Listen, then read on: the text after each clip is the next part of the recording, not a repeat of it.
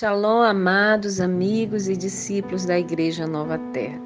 Terminamos os 4 evangelhos no nosso devocional diário e agora vamos iniciar os Atos dos Apóstolos na Terra. Algumas coisas foram registradas para nos encorajar, servir como exemplo e testemunho de que homens e mulheres de Deus podem ser usados pela mão do Senhor.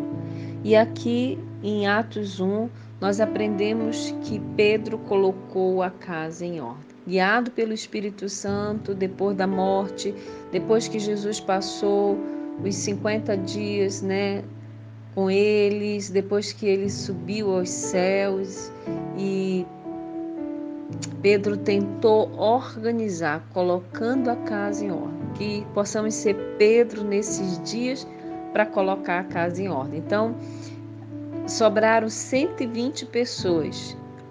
Muitos foram dispersos, muitos ficaram com medo, mas sobraram 120 pessoas. E Pedro começou a dizer que era necessário.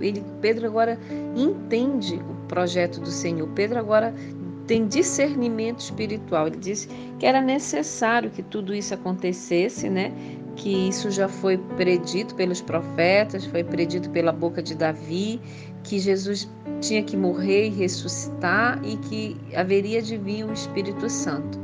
E aí, como começar algo que o líder não está mais, que eles estão sendo perseguidos, jurados de morte?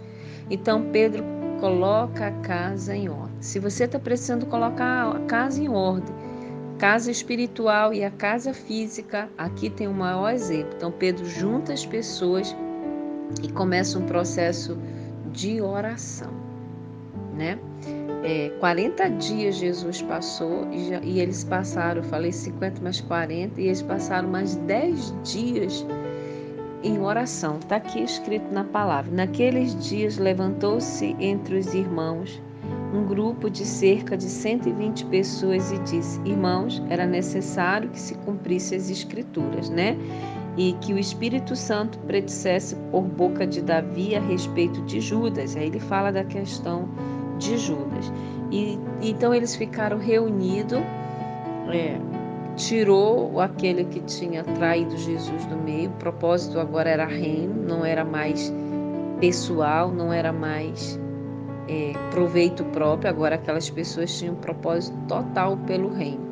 E como colocar a casa em ordem? Primeiro, sabendo qual é o propósito, e segundo, propósito de oração. E eles ficaram orando. Ele diz aqui em Atos que tanto os homens como mulheres ficaram orando, Eles não sabiam o que fazer, estavam precisando de colocar a casa em ordem, então nada melhor do que oração. A obra do Senhor, ela é feita com um alicerce muito forte de oração.